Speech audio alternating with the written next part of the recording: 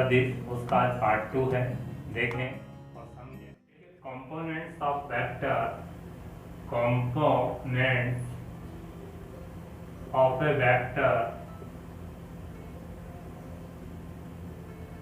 सदिश के घटक। ये क्या चीजें होती हैं, इनको समझिए। देखिए मैं एक 3 डायमेंशन ले रहा हूँ। 3 डायमेंशन का मतलब 3D थी आपका त्रिविम, यानी ये एक्स एक्सिस, वाई एक्सिस और जेड एक्सिस। देखें एक्स अक्ष ये वाई अक्ष है और ये जेड अक्ष है। ये आपका ओरिजिन है यानी मूल बिंदु। अब देखें मैं यहाँ एक पॉइंट ले रहा हूँ P, ध्यान से समझना। P के कोऑर्डिनेट एक्स वाई जेड ले रहा हूँ, एक्स वाई जेड। और अब ध्यान दें एक्स अक्ष की डायरेक्शन में, मतलब इस डायरेक्शन में एक यूनिट यानी एक इकाई के रेस्पेक्ट जो यूनिट वेक्टर होता है, इकाई सदिश होता है, उससे आई कैप कहा जाता है। क्या एक्स अक्ष की दिशा में जो इकाई सदिश है, मात्रक सदिश है, उसको क्या कहेंगे? आई कैप। मतलब यहाँ अगर 5 इकाई चल रहे हैं, 5 यूनिट चल रहे हैं तो 5 आई कैप लिखेंगे। अगर 10 इकाई चल रहे हैं तो 10 यूनिट इधर की तरफ जा रहे हैं तो 10 आई कैप लिखेंगे, यानी 10 आई कैप लिखेंगे। अब देखिए वाई अक्ष की डायरेक्शन में यानी ऊपर डायरेक्शन में जो इकाई यानी एक यूनिट का वेक्टर होता है उसको कहते हैं जे कैप। जे कैप मतलब एक इकाई सदिश किस दिशा में, वाई अक्ष की दिशा में, उसको क्या कहते हैं? जे कैप कहते हैं।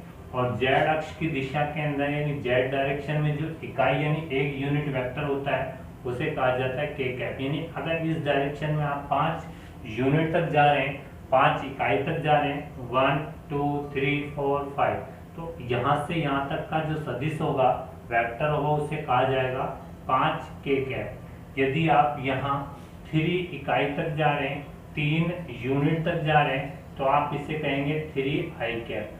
अब यदि ऊपर आप जा रहे हैं, जितना भी जा रहे हैं, जितनी भी इकाई तक जा रहे हैं, 1 2 3 4 5 और 6 तक जा रहे हैं, तो आप इस डायरेक्शन में जा रहे हैं तो इसे बोलेंगे 6 जे कैप।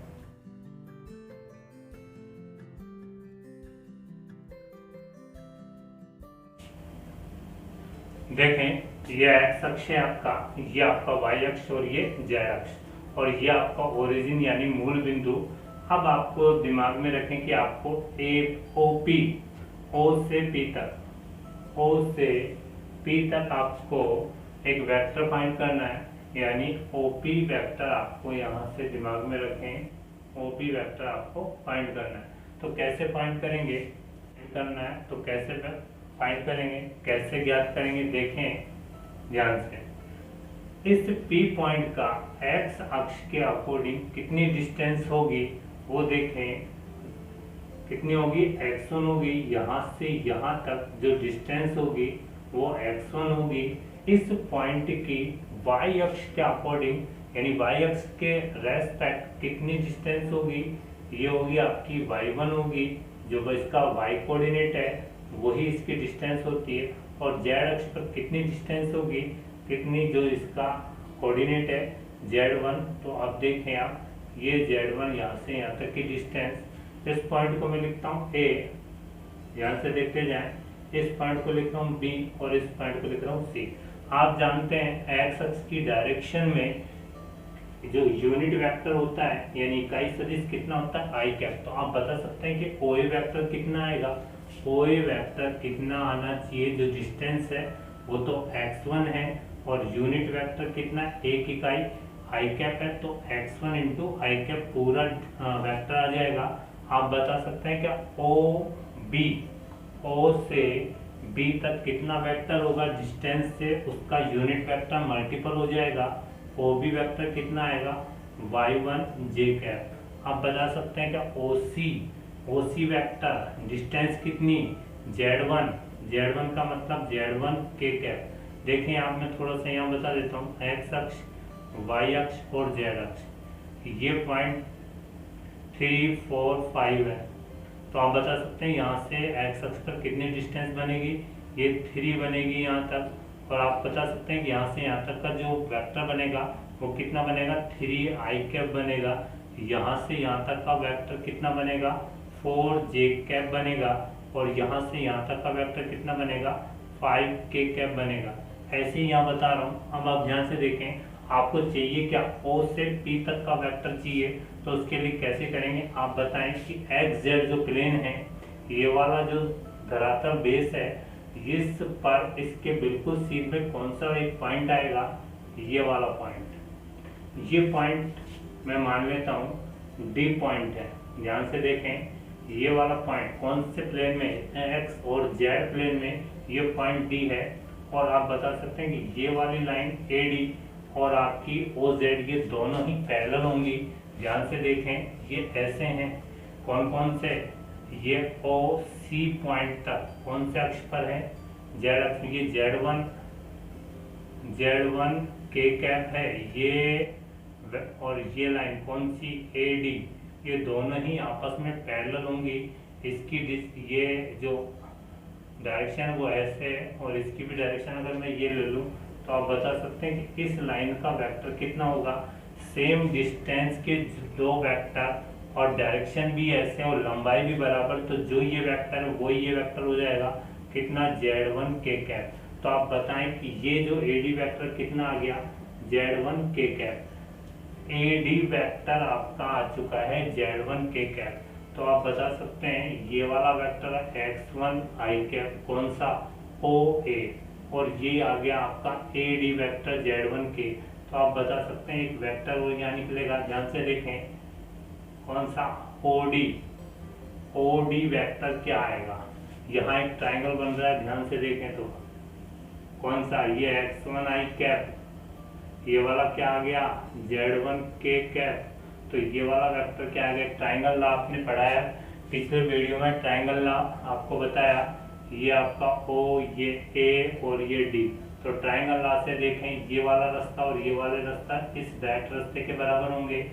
ये यहाँ से A तक गए और A से यहाँ आया, तो ये वाला क्या हो जाएगा, इन दोनों का जोड़ हो जाएगा X1 I cap Z1 K cap. तो OD क्या आया, X1 I cap plus Z1 K cap. तो यहाँ से यहाँ तक का जो OD वेक्टर आ चुका है आपका, कितना आ चुका है, X1 I cap plus Z1 K cap. अब ध्यान दें, ये वाली लाइन जो है बिल्कुल Y अक्ष के पैरेलल चल रही है। ध्यान से, ये वाली कौन सा अक्ष के पैरेलल चल रही थी, ये आपकी Z अक्ष के पैरेलल चल रही थी। अब ये वाली लाइन कौन से अक्ष के पैरेलल चलेगी, Y अक्ष के पैरेलल चलेगी। तो अगर इसकी डायरेक्शन ऐसे ले लें अपन, ये इस ओर, तो दोनों लाइन की लंबाइयां बराबर, डायरेक्शन देखो इसकी भी ऐसे है, और ये कितना है, Y1 J कैप है। तो आप बताइए ये भी कितना हो जाएगा, Y1 J कैप। अब देखें एक ट्राइंगल और बन रहा है, ध्यान से देखें तो ये ट्राइंगल कौन सा बन रहा है, ये ट्राइंगल बन रहा है O, D और P। आपको ये वाला फाइंड करना है, ये मालूम है कितना है, X1 I cap Z1 K cap, और ये वाला वेक्टर आपको Y1 और यहाँ क्या है, J1। अब बताइए ये ट्राइंगल लॉ लगाएं तो बताएं कि ये रास्ते और यहाँ तक पहुँच रहे हैं, O से D जा रहे हैं, D से P जा रहे हैं, D से P जा रहे हैं, और एक डायरेक्ट रास्ता OP का है। तो दोनों रास्ते बराबर होने चाहिए, मतलब इन दोनों का जोड़ ये होना चाहिए। तो OP वेक्टर कितना आ जाता है, इन दोनों का जोड़ आ जाता है, क्या आता है, X1 I cap Y1 J cap और Z1 K कैप। तो ये वेक्टर आ जाता है कौन सा, X1 I cap Y1 J cap और Z1 K कैप। तो इस तरह से 3D में किसी भी पॉइंट के जो वेक्टर है वो निकाले जा सकते हैं। आगे देखें आप इसको, 3D में किसी पॉइंट के जो स्थिति सदिश है यानी पोजीशन वेक्टर है वो निकालना सीखा है। ये एक्स अक्ष, ये वाई अक्ष और ये जेड अक्ष। यहाँ कोई पॉइंट P मान रहा हूँ और 4, 9, 7 ले रहा हूँ। यदि इसके पॉइंट के कोऑर्डिनेट 4, 9, 7 है यानी निर्देशांक 4, 9, 7 है, तो इसका जो OP वेक्टर बनेगा, OP वेक्टर का मतलब है पोजीशन वेक्टर।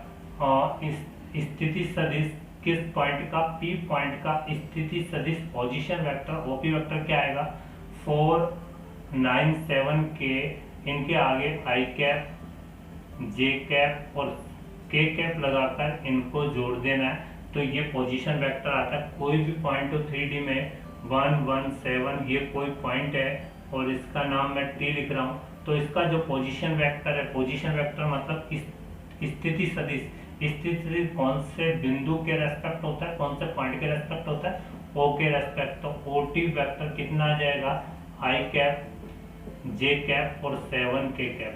ऐसी कोई भी 3D में पॉइंट हो, जैसे M पॉइंट ले रहा हूँ, -172 का आपसे पोजीशन वेक्टर पूछा, पोजीशन वेक्टर पूछता है, यानी स्थिति सदिश पूछता है, स्थिति सदिश पूछता है, तो आपको एक काम करना है, इन कोऑर्डिनेटों के आगे आई कैप जे कैप और के कैप लगाना है। -1 आई कैप, देखो -1 को आई कैप से मल्टीपल करेंगे तो -आई कैप आएगा, 7 जे कैप और 2 के कैप। ऐसे कोई भी आपको पॉइंट मिलता है तो और आपको किस पॉइंट के रेस्पेक्ट पूछता है वेक्टर, वो पॉइंट से, वो पॉइंट यानी स्थिति सदिश पोजीशन वेक्टर, तो आप एक काम करें, आई जे कैप के कैप लगा दें। कोई और देखें, N157 ये N है, आपको वो N वेक्टर निकालना है, मतलब पोजीशन वेक्टर। जब भी पोजीशन वेक्टर की बात आएगी आप वो लगाएंगे और क्या कर देंगे, आई कैप 5 जे कैप और 7 के कैप। समझ में आ गई होगी बात। ओरिजिन आपका कोई 3D है, इसमें कोई भी पॉइंट हो P5 4 5 9। अब देखो इसका जो OP वेक्टर बनेगा वो कितना बनना चाहिए, अभी अभी आपने देखा था जो पॉइंट है आपके, इनके आपके आई जे कैप के कैप लगाना है, तो OP वेक्टर कितना आ जाएगा, 4 आई कैप 5 जे कैप और 9 के कैप। ऐसे ही आप देखें, अगर ये पॉइंट है कौन से अक्ष में है कौन से प्लेन में, एक्जेक्ट प्लेन में है, तो y कोऑर्डिनेट 0 होगा, तो y कोऑर्डिनेट 0 कर रहा हूँ मैं, इस प्लेन में कोई पॉइंट मान रहा हूँ, ये 3 0 7 पॉइंट है, इसको मैं k लिख रहा हूँ, इसको मैं m लिख देता हूँ। तो OM वेक्टर क्या बनेगा, OM वेक्टर बनेगा आपका, जो ये पॉइंट है इनके आई कैप जे कैप और के कैप लगाकर जोड़ दें, 3 आई कैप 0 जे कैप और 7 के कैप, तो इसका वेक्टर OM वेक्टर आ जाएगा।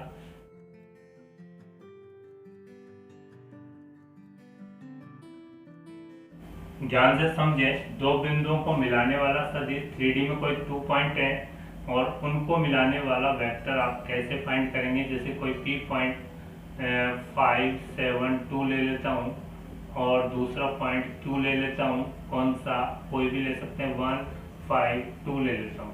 अब देखें, आपको ये वाला वेक्टर फाइंड करना है PQ। PQ वेक्टर कैसे फाइंड होगा, ध्यान से समझिएगा। अब देखें, क्या आप OP फाइंड कर सकते हैं, क्या OP फाइंड, क्या OQ फाइंड कर सकते हैं, क्या OQ स्थिति सदिश अभी अभी आपने पढ़ा है। OP वेक्टर कैसे फाइंड करेंगे, OP स्थिति सदिश पोजीशन वेक्टर आई कैप जे कैप और के कैप लगाना है आपको, 5 आई कैप 7 जे कैप प्लस 2 के कैप। आप बता सकते हैं क्या OQ कैसे फाइंड कर सकते हैं, OQ का मतलब आई कैप 5 जे कैप और 2 के कैप। अब आप क्या करें, ट्रायंगल देख रहे हैं क्या, ट्रायंगल में रास्ते पहचाने, आप कौन से रास्ते से कहाँ पहुंच रहे हैं, देखिए O से Q तक पहुंचे जा रहा है, O से Q तक पहुंचने के दो रास्ते हैं, O से Q तक पहुंचने के दो रास्ते हैं, कहाँ से, एक तो O से P और P से Q। तो आप क्या करेंगे, आप ट्रायंगल लॉ जानते हैं कि रास्ते बराबर होते हैं, यानी OQ रास्ता किसके बराबर होगा, दो रास्तों के जोड़ के बराबर होगा, OP प्लस PQ।